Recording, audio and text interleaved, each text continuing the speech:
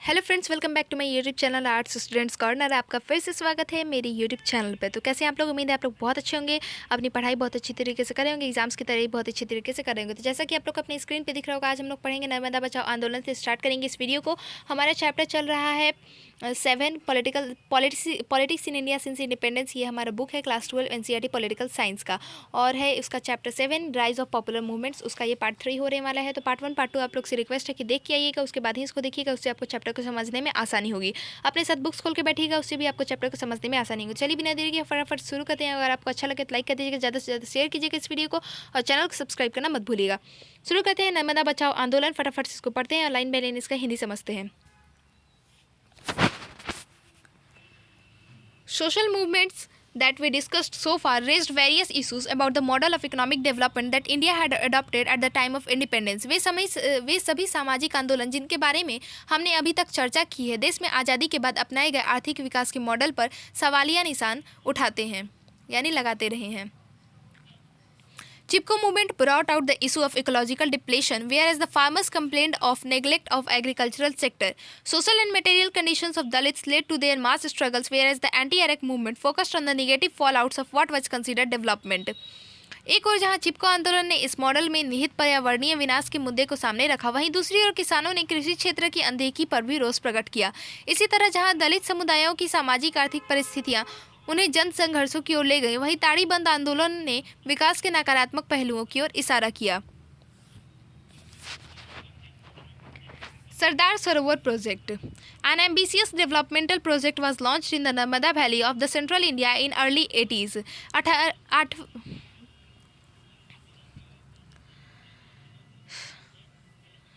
8वीं दशक के प्रारंभ में भारत के मध्य भाग में स्थित नर्मदा घाटी में विकास परियोजना के तहत मध्य प्रदेश, गुजरात और महाराष्ट्र से गुजरने वाली नर्मदा और उसकी सहायक नदियों पर 30 बड़े, 135 मझोले और 300 छोटे बांध बनाने का प्रस्ताव रखा गया। Sardar Sarovar project in Gujarat and the Narmada Sagar project in Madhya Pradesh were two of the most important and biggest multi-purpose dams planned under the project. Narmada Bachao Andolan, a movement to save Narmada, opposed the construction of these dams and questioned the nature of ongoing developmental projects in the country. Gujarat के सरदार सरोवर और मध्य प्रदेश के नर्मदा सागर बांध के रूप में दो सबसे बड़ी और बहुउद्देशीय परियोजनाओं का निर्धारण किया गया। नर्मदा नदी के बचाव में नर्मदा बचाओ आंदोलन चला। इस आंदोलन ने बांधों के निर्माण का विरोध किया।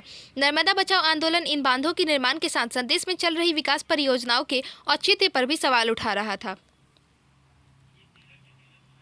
सरदार Sarovar project is a multipurpose mega scale dam. Sardar Sarovar परियोजना के अंतर्गत एक बहुउद्देशीय विशाल बांध बनाने का प्रस्ताव है। It advocates says that it would benefit huge areas of Gujarat and the 3 adjoining states in terms of availability of drinking water and water for irrigation, generation of electricity and increase in agricultural production। बांध समर्थकों का कहना है कि इसके निर्माण से गुजरात के एक बहुत बड़े हिस्से सहित 3 पड़ोसी राज्यों में पीने के पानी, सिंचाई और बिजली के उत्पादन की सुविधा मुहैया कराई जा सकेगी तथा कृषि की उपज में गुणात्मक बढ़ोतरी होगी।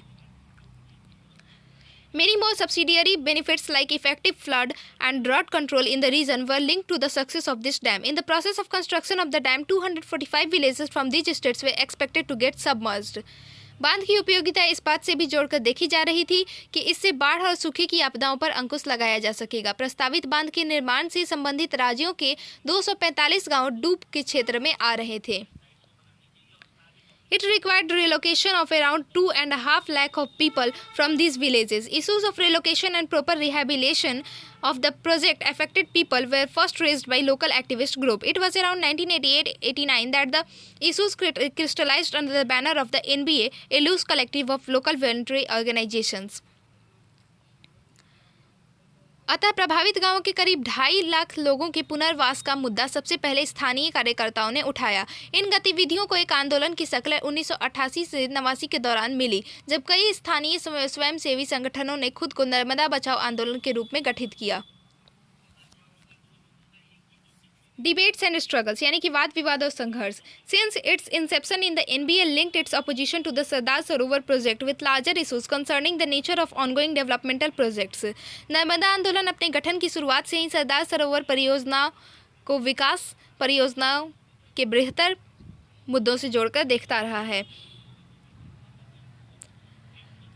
efficacy of the model of development that the country followed and about what constituted public interest in democracy. यह आंदोलन विकास के मॉडल और उसके सार्वजनिक औचित्य पर सवाल उठाता है. It demanded that there should be a cost-benefit analysis of the major developmental projects completed in the country so far. The movement argued that larger social cost of the developmental projects must be calculated in such an analysis. आंदोलन की एक मुख्य दलील यह रही है कि अब तक की सभी विकास परियोजनाओं पर हुए खर्च का विश्लेषण किया जाए. आंदोलन के अनुसार परियोजनाओं के लागत विश्लेषण में इस बात का जायजा भी लिया जाना चाहिए कि समाज के विभिन्न वर्गों को इन परियोजनाओं का क्या खामियाजा भुगतना पड़ा है. The social cost included forced resettlement of project-affected people, a serious loss of their means of livelihood and culture, and depletion of ecological resources. आंदोलन के नेतृत्व ने इस बात की ओर ध्यान दिलाया कि इन परियोजनाओं का लोगों के पर्यावास, आजीविका, संस्कृति तथा पर्यावरण पर बुरा असर पड़ा है. Initially, the movement demanded proper and just rehabilitation of all those who were directly or indirectly affected by the project. शुरुआत में आंदोलन ने यह मांग रखी कि परियोजना से प्रत्यक्ष या अप्रत्यक्ष रूप से प्रभावित सभी लोगों का समुचित पुनर्वास किया जाए. The movement also questioned the nature of decision-making processes that go in the making of mega-scale developmental projects. आंदोलन के लोगों ने इन महाकाय विकास परियोजनाओं के निर्माण की प्रक्रिया पर भी सवाल उठाए. The NBA insisted that local communities must have a say in such decisions and they should also have effective control over natural resources like water, land and forest. Narmada बचाओ आंदोलन ने इस बात पर जोर दिया कि ऐसी परियोजनाओं की निर्णय प्रक्रिया में स्थानीय समुदायों की भागीदारी होनी चाहिए और जल, जंगल, जमीन जैसी प्राकृतिक संसाधनों पर उनका प्रभावी नियंत्रण होना चाहिए. The movement also asked why in a democracy should some people be made to sacrifice for benefiting others. All these considerations led to NBA to shift from its initial demand for rehabilitation to its position of total opposition of the dam. आंदोलन ने एक महत्वपूर्ण सवाल यह भी उठाया कि लोकतंत्र में कुछ लोगों के लाभ के लिए अन्य लोगों को नुकसान क्यों उठाना चाहिए. इस तरह के सवालों से जूझते हुए आंदोलन ने अंततः पुनर्वास की मांग से आगे कदम बढ़ाया. अब आंदोलन बड़े बांधों की खुली मुखालफत करता है. Arguments and agitations of the movement met vociferous opposition in the states benefiting from the project, especially in Gujarat. Narmada बचाओ आंदोलन के कार्यकर्ताओं का गुजरात जैसे राज्यों में तीव्र विरोध हुआ. At the same time, the point about right to rehabilitation has been now recognized by the government and the judiciary. परंतु अब सरकार और न्यायपालिका दोनों ही यह स्वीकार करते हैं कि लोगों को पुनर्वास मिलना चाहिए. A comprehensive national rehabilitation policy formed by the government in 2003 can be seen as an achievement of the movements like the NBA. सरकार द्वारा 2003 में स्वीकृत राष्ट्रीय पुनर्वास नीति को नर्मदा बचाओ जैसे सामाजिक आंदोलन की उपलब्धि के रूप में देखा जा सकता है. However, its demand to stop the construction of the dam was severely criticized by many as obstructing the process of development, denying access to water and to economic development for many. परंतु सफलता के साथ ही नर्मदा बचाओ आंदोलन को बांध के निर्माण पर रोक लगाने की मांग उठाने पर तीखा विरोध भी झेलना पड़ा है.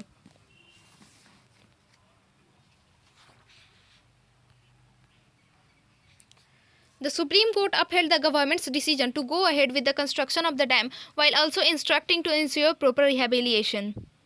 सुप्रीम कोर्ट ने इस मामले में सरकार को बांध का काम आगे बढ़ाने की हिदायत दी है, लेकिन साथ ही उसे यह भी आदेश दिया गया है कि प्रभावित लोगों का पुनर्वास सही ढंग से किया जाए. नर्मदा बचाओ आंदोलन continued a sustained agitation for more than 20 years.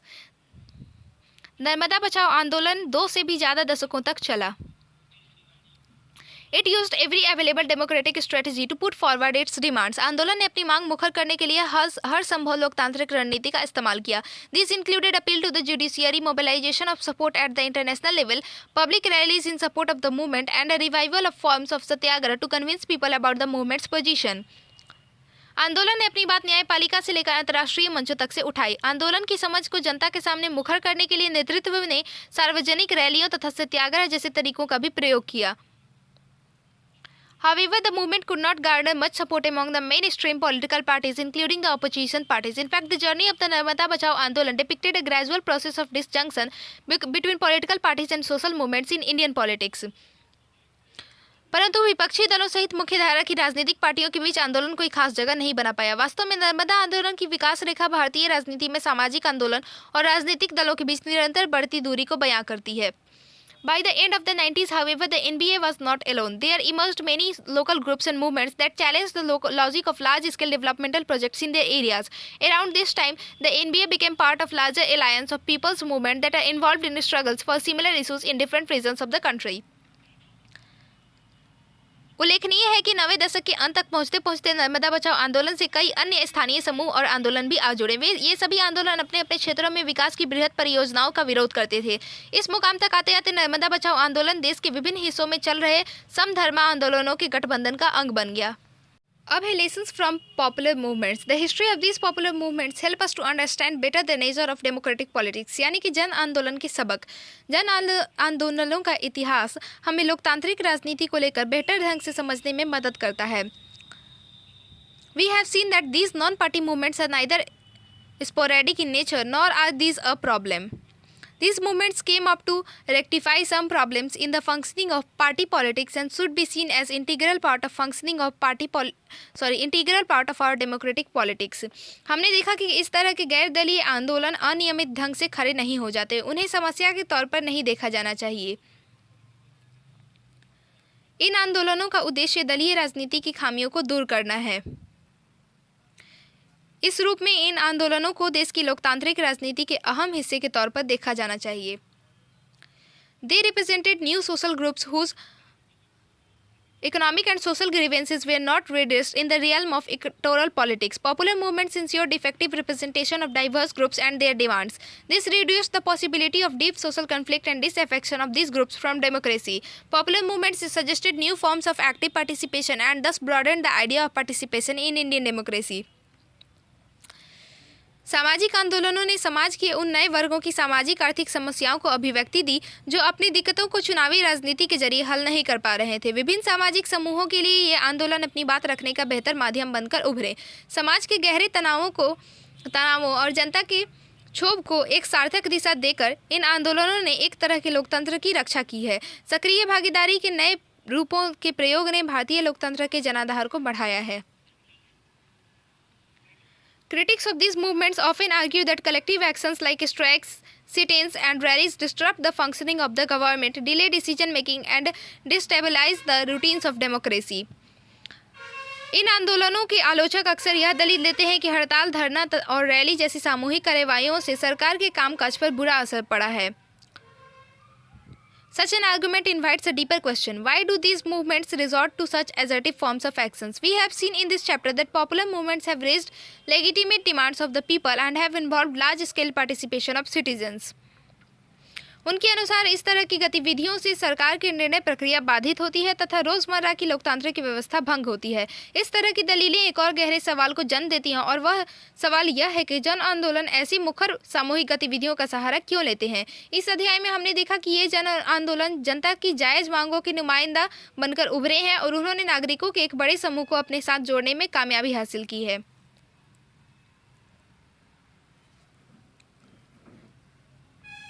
It should be noted that the groups mobilized by these movements are poor, socially and economically disadvantaged sections of the society from marginal social groups. The frequency and the methods used by the movement suggest that the routine functioning of democracy did not have enough space for the voices of these social groups. हमें यहाँ इस बात पर ध्यान देना चाहिए कि इन जन आंदोलनों द्वारा लामबंद किए जाने वाले जनता सामाजिक और आर्थिक रूप से वंचित तथा अधिकारहीन वर्गों से संबंध रखती है। जन आंदोलनों द्वारा अपनाए गए तौर तरीकों से जाहिर होता है कि रोजमर्रा की लोकतांत्रिक प्रक्रिया में इन वंचित समूहों को अपनी बात कहने का पर्याप्त मौका नहीं मिलता था।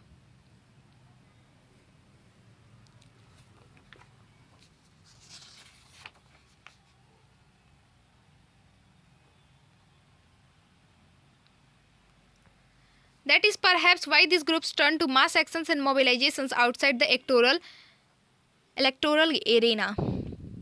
इसी कारण ये समूह चुनावी शासन भूमि से अलग जन कार्रवाई और लामबंदी की रणनीति अपनाते हैं। This can be seen in the recent case of the new economic policies.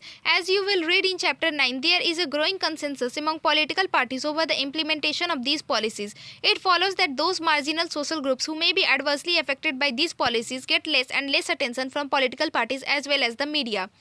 यह बात हाल की नई आर्थिक नीतियों के मामले में देखी जा सकती है। आप 9वें अध्याय में पढ़ेंगे कि कमोबेश सभी राजनीतिक दल इन नीतियों को लागू करने के पक्ष में हैं। इसका मतलब यह हुआ कि हाशिए पर मौजूद जिन सामाजिक समूहों पर आर्थिक नीतियों का दुष्प्रभाव पड़ सकता है, उन पर यह राजनीतिक दल खास ध्यान नहीं देंगे और न ही मुख्य धारा की मीडिया उन पर ध्यान देगी।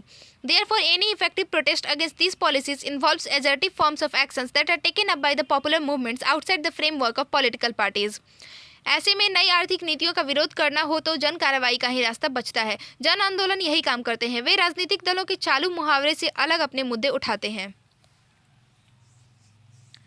Movements are not only about collective assertions or only about rallies and protest. आंदोलन का मतलब सिर्फ धरना प्रदर्शन या सामूहिक कार्रवाई नहीं होता है। They involve a gradual process of coming together of people with similar problems, similar demands and similar expectations. इसके अंतर्गत किसी समस्या से पीड़ित लोगों का धीरे धीरे एकजुट होना और समान अपेक्षाओं के साथ एक सी मांग उठाना जरूरी है। But then movements are also about making people aware of their rights and the expectations that they can have from democratic institutions. इसके अतिरिक्त आंदोलन का एक काम लोगों को अपने अधिकारों को लेकर जागरूक बनाना भी है, ताकि लोग यह समझें कि लोकतंत्र की संस्थाओं से वे क्या क्या उम्मीद कर सकते हैं। Social movements in India have been involved in these educative tasks for a long time and have thus contributed to expansion of democracy rather than causing disruptions. The struggle for the right to information is a case in point. Bharat के सामाजिक आंदोलन बहुत दिनों से जनता को जागरूक बनाने के इस काम में संलग्न है। ऐसे में इन आंदोलनों ने लोकतंत्र को बाधा नहीं पहुंचाई बल्कि उसका विस्तार किया है। Yet the real life impact of these movements on the nature of public policies seems to be very limited. किंतु कुल मिलाकर सार्वजनिक नीतियों पर इन आंदोलनों का असर काफी सीमित रहा है। This is partly because most of the contemporary movements focus on a single issue and represent the interest of one section of society. इसका एक कारण तो यह है कि समकालीन सामाजिक आंदोलन किसी एक मुद्दे के इर्द गिर्द ही जनता को लामबंद करते हैं। Thus it becomes possible to ignore their reasonable demands. इस तरह वे समाज के किसी एक वर्ग का ही प्रतिनिधित्व कर पाते हैं। इस सीमा के चलते सरकार इन आंदोलनों की जायज मांगों को ठुकराने का साहस कर पाती है। Democratic politics requires a broad alliance of various disadvantage social groups. Such an alliance does not seem to be shaping under the leadership of these movements. Political parties are required to bring together different sectional interests, but they also seem to be unable to do so. Parties do not seem to be taking up issues of marginal social groups. लोकतांत्रिक राजनीति वंचित वर्गों के व्यापक गठबंधन को लेकर ही चलती है, जबकि जन आंदोलन के नेतृत्व में यह बात संभव नहीं हो पाती। राजनीतिक दलों को जनता के विभिन्न वर्गों के बीच सामंजस्य बैठाना पड़ता है, जबकि जन आंदोलनों का नेतृत्व इस वर्गीय हित के प्रश्नों को कायदे से नहीं संभाल पाता। जान पड़ता है कि राजनीतिक दलों ने समाज के वंचित और अधिकारहीन लोगों के मुद्दों पर ध्यान देना छोड़ दिया है। The movements that take up these issues operate in a very restrictive manner. The relationship between popular movements and political parties has grown weaker over the years, creating a vacuum in politics. In the recent years, this has become a major problem in Indian politics. पर जन आंदोलन का नेतृत्व भी ऐसे मुद्दों को सीमित ढंग से ही उठा पाता है। विगत वर्षों में राजनीतिक दलों और जन आंदोलनों का आपसी संबंध कमजोर होता गया। इससे राजनीति में एक सूनेपन का माहौल पनपा है। हाल के वर्षों में भारत की राजनीति में यह एक बड़ी समस्या के रूप में उभरा है। और हमारा चैप्टर तो खत्म हो गया, पर एक टॉपिक हमने छोड़ा है, एक पेज छोड़ा है, वहाँ पे कुछ दिया हुआ है, movement for right to information. उसको हम लोग पढ़ेंगे पहले।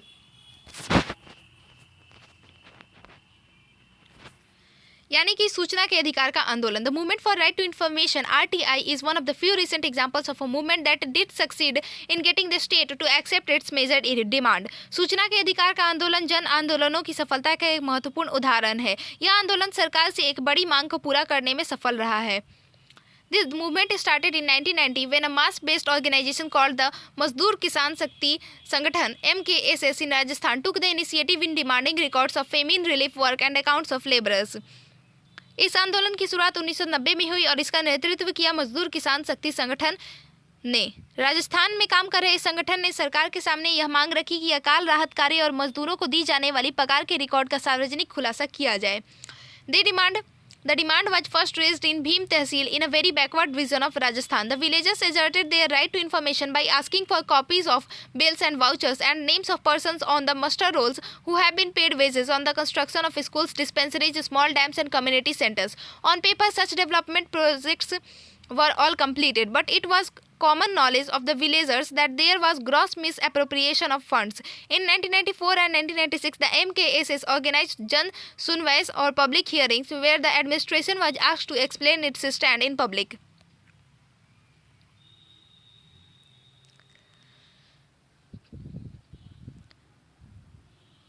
यह मांग राजस्थान के एक बेहद पिछड़े इलाके भीम तहसील में सबसे पहले उठाई गई थी। इस मुहिम के तहत ग्रामीणों ने प्रशासन से अपने वेतन और भुगतान के बिल उपलब्ध कराने को कहा। दरअसल इन लोगों को लग रहा था कि स्कूलों, डिस्पेंसरी, छोटे बांधों तथा सामुदायिक केंद्रों के निर्माण कार्य के दौरान उन्हें दी गई मजदूरी में भारी घपला हुआ है। कहने के लिए ये विकास योजनाएं पूरी हो गई थी, लेकिन लोगों का मानना था कि सारे काम में धन की हेराफेरी हुई है। पहले 1994 और उसके बाद 1996 में मजदूर किसान शक्ति संगठन ने जन सुनवाई का आयोजन किया और प्रशासन को इस मामले में अपना पक्ष स्पष्ट करने को कहा। The movement had a small success when they could force an amendment in the Rajasthan Panchayati Raj Act to permit the public to procure certified copies of documents held by the panchayats. आंदोलन के दबाव में सरकार को राजस्थान पंचायती राज अधिनियम में संशोधन करना पड़ा। The panchayats were also required to publish on a broad and in newspapers the budget accounts, expenditures, policies and beneficiaries. नए कानून के तहत जनता को पंचायत के दस्तावेजों की प्रमाणित प्रतिलिपि प्राप्त करने की अनुमति मिल गई। संशोधन के बाद पंचायतों के लिए बजट, लेखा, खर्च, नीतियों और लाभार्थियों के बारे में सार्वजनिक घोषणा करना अनिवार्य कर दिया गया। In 1996, MKSS formed National Council for People's Right to Information in Delhi to raise RTI to the status of a national campaign. Prior to that, the Consumer Education and Research Center, the Press Council and Suri Committee had proposed a draft RTI law. In 2002, a weak Freedom of Information Act was legislated but never came into force. In 2004, RTI bill was tabled and received presidential assent in June 2005.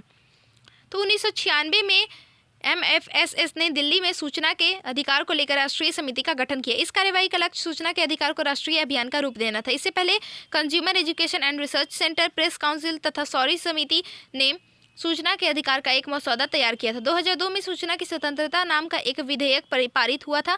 यह एक कमजोर अधिनियम था और इसे अमल में नहीं लाया गया। सन 2004 में सूचना के अधिकार के विधेयक को सदन में रखा गया। जून 2005 में विधेयक को राष्ट्रपति की मंजूरी हासिल हुई और हमारा चैप्टर अब खत्म होता है। तो उम्मीद है आप लोग पूरा चैप्टर अच्छे से समझ आ गया होगा। एक लाइक कर दीजिएगा क्योंकि बहुत मेहनत लगता है पढ़ाने में, और अच्छा नहीं लगा तो डिसलाइक भी कर दीजिएगा। ज़्यादा से ज़्यादा शेयर कीजिएगा इस वीडियो को और चैनल को सब्सक्राइब करना मत भूलिएगा। Thank you for watching the video. मिलते हैं नए चैप्टर के साथ नए वीडियो में, तब तक के लिए स्टे ट्यून्ड।